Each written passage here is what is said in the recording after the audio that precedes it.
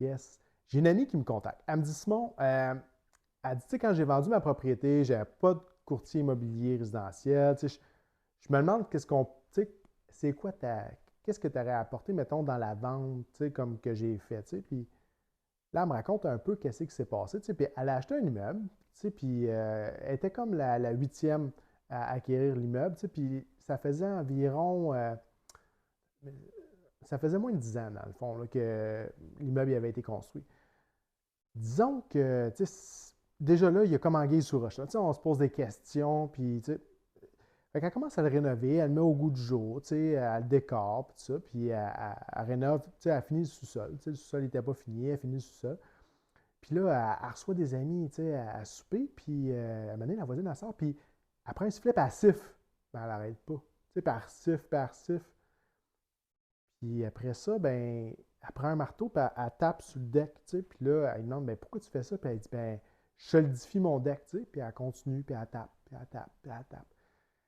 Puis, tu sais, elle travaille ses quarts de travail, là, tu sais, jour, soir, nuit, là, tu sais. Fait que, mettons que c'est pas l'idéal, tu sais. Puis elle finit par savoir justement quand elle travaille de nuit. Puis là, elle prend la tondeuse, puis tu sais, elle la tape.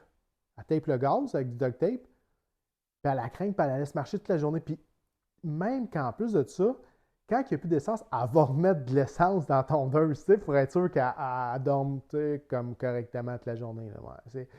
C'est vraiment, tu sais, c'est agréable. Fait que là, tu sais, elle a mis une headset de 6 pieds, tu sais, mais ça n'a pas...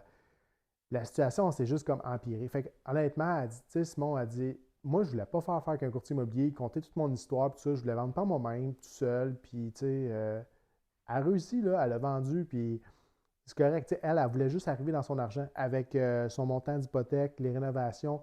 Elle n'est pas arrivée naturellement. C'est rare qu'on va rénover une propriété puis qu'on va arriver à 100% dans le prix de nos rénovations. Sauf qu'en même temps, pendant 4 ans, la maison avait pris de la valeur. Je trouve ça dommage parce que une maison, c'est un endroit où c'est qu'on vit, un endroit où c'est qu'il faut qu'on soit bien, puis c'est aussi un investissement. Fait que quand tu n'arrives pas à capitaliser dans le fond, là, puis à retirer les profits d'un investissement que tu as, elle a rénové, elle a mis de l'argent dedans, etc. C'est triste.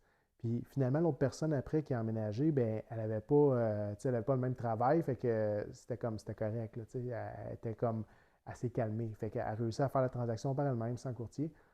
Puis, ma plus-value, écoute, moi, un courtier, c'est détaché. En partant, si tu as fait venir la police, tu le mets dans la déclaration du vendeur, tu n'as pas le choix.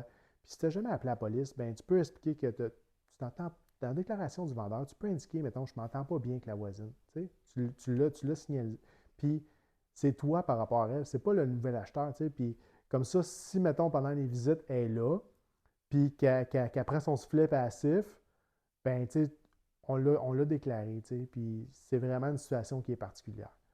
Puis c'est pas à son avantage. Tu sais, un courtier immobilier serait allé cogner à sa porte, puis il a dit, écoutez, madame, tu sais, elle met sa propriété en vente, vous avez gagné, à quitte.